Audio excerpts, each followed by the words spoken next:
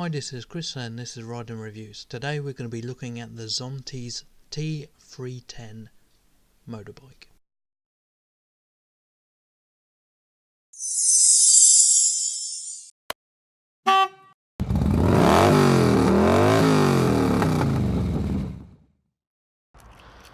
So from first glance it is sort of a cross between a off-road bike and a on-the-road bike. Is more of a enduro sort of thing.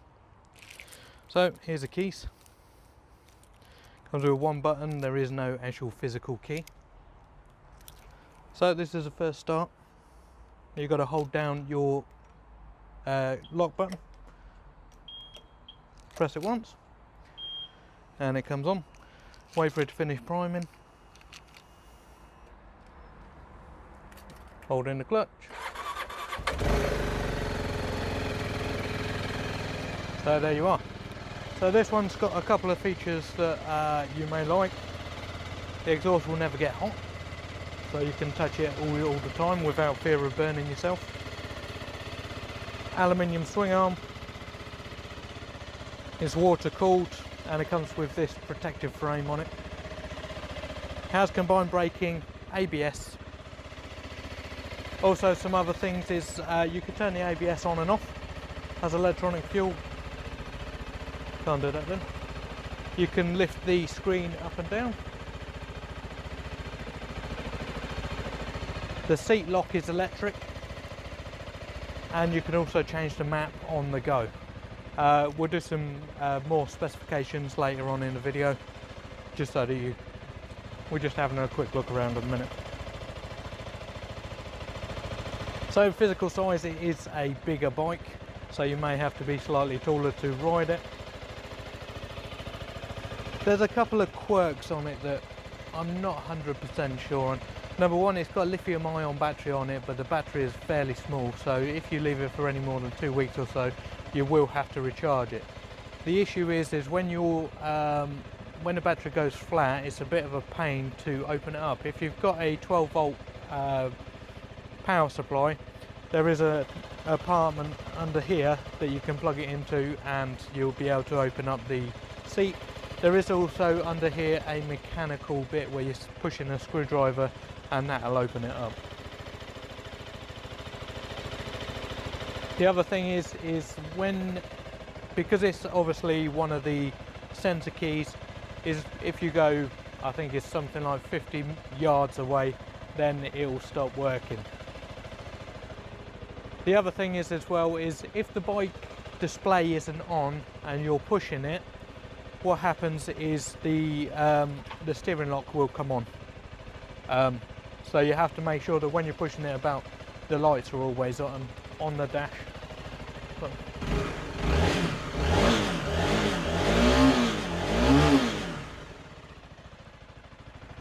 So that's that.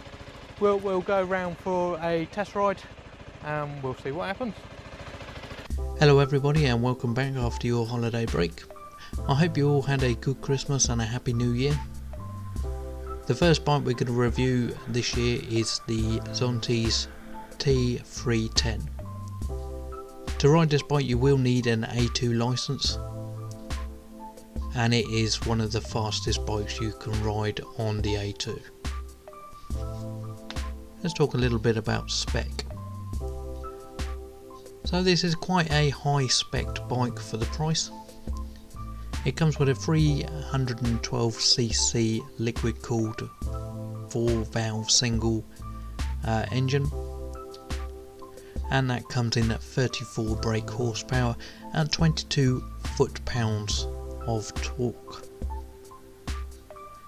It also has upside down forks. These ones aren't adjustable, and a single shock on the back. Also, this is not adjustable. Comes with a 260mm disc on the front with twin pistons and caliper, ABS, and the rear one is a single piston and it also has ABS. I'm pretty sure these are combined as well. I'm not 100% sure, I'd have to look into it a little bit more, but I think with the Euro 4 specification they either have to have ABS or they have to be combined, or it's both. I'm not 100% sure, and it doesn't specify anywhere that I can find. So some of the other interesting features is that big display, and it tells you pretty much everything you need to know. You can change the map on the go, so you can go from Eco to Sport without stopping. Also, that screen is adjustable, it goes up and down, there's 2 positions. The seat is electronic, and so is the fuel cap. The other strange thing about this bike is that all the oil is held in the frame. So there is some in the engine obviously, but the reservoir is held in the frame. There are a couple of bits on this that I'm not 100% keen on. Number one is it comes with the keyless key, so it's just a fob. And the issue with that is if you're not holding the fob and you try and move the bike, as soon as the handlebars get into a certain position, it will automatically put the steering lock on.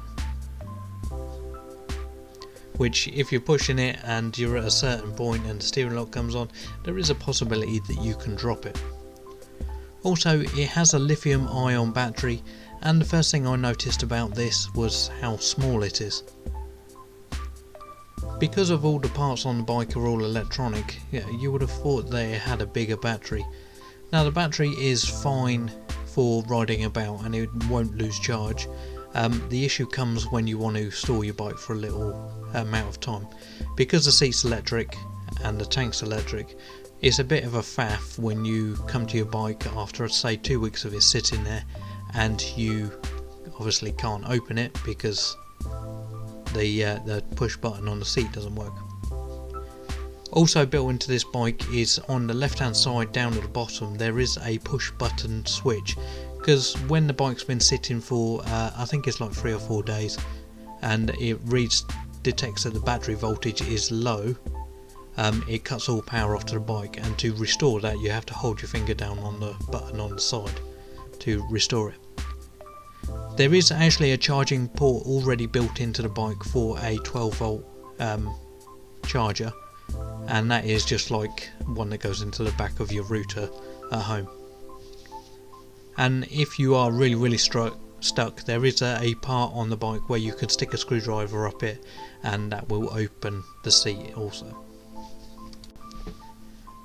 So some of the other features on this bike, it has a cold touch exhaust, which means at no point will the exhaust get hot. So if you have got carry bags or anything on there, and or you have a pillion, you won't burn either of them. So it comes with USB, and it comes with a little holder on the right hand side, so you've got somewhere to put your disc lock, which is fairly unique. Comfort of riding. I was fairly surprised when I got onto this bike. I thought it was going to be a little bit big, heavy and cumbersome. It's not that far away from the weight of say an LXR. LXR is about 130 and this one's 159, so there's not that much difference. The riding position is really comfortable actually. You're sitting up, you're sitting above the traffic, so you can see everything ahead of you. All the controls are in a nice position and they're easy to get to. Now these bikes have quite a lot more controls on them than some of the Lex motos. They have hazard lights, high beam, low beam, which is normal. They also have a switch for your seat, a switch for your tank, a ABS button. They also come with a map control as well, so you can change the control on the go. And all of that is quite nice. The only part of the handles that I don't like is the flasher on the left hand side. When I was riding I did catch that quite a few times because it does stick out quite a lot. So that would be something that you would need to get used to. The seat is fairly hard, but it will probably soften up a little bit. There's not a massive amount of material in there for cushioning, so potentially you can get a seat cover or something and that would soften it out.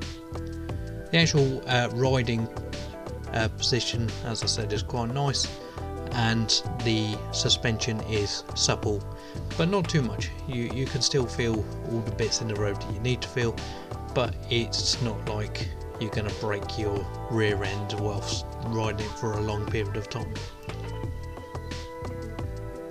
The other thing obviously is the power. So this has 34 horsepower and a maximum speed of 93 miles an hour. Obviously you can't go 93 miles an hour, there is the speed limit, but it does get to the speed limit fairly quickly, and you can definitely feel the difference between, say, a 250 and a 310. As you've seen before, I did a review on the new Lexham 250, and this has got a lot more power than that.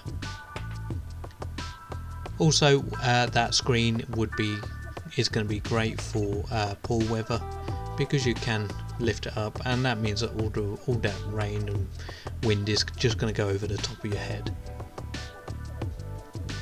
The rear seat is fairly small, so the pillion, if you take one, may be a little bit uncomfortable. This bike would be really good for, say, a commuter bike, say from Milton Keynes to London or that sort of distance, and then also you can get panniers for this and a really big top box, which suit the bike really well. Cost of riding. The price on this bike is £3,999.99. There is also a £200 on the road charge, which covers your DVLA registration, your first year's tax, number plate, fuel, and oil, spark plug, and all that sort of stuff.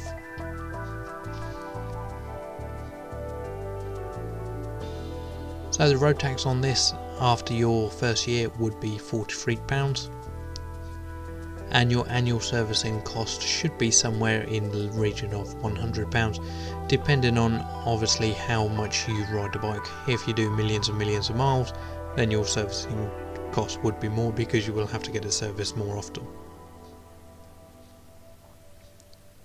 Insurance for, say, me, who has been riding for a little while, I would be able to get insurance for about £120. So if you just pass your test, an A3 test, you should be looking at somewhere in the region of 300 to 120.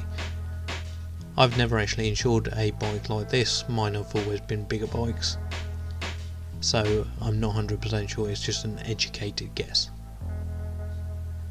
Also, another educated guess would be the miles per gallon. I would imagine you're going to get somewhere in the region of 70 to 90. I've looked all over the internet and I can't find anywhere with specifications for the fuel economy.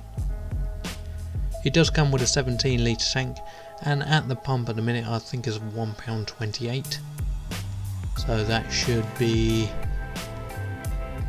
just under £20 to fill up. I hope this has been informative, and I hope it's helped you with your choice on your new motorbike.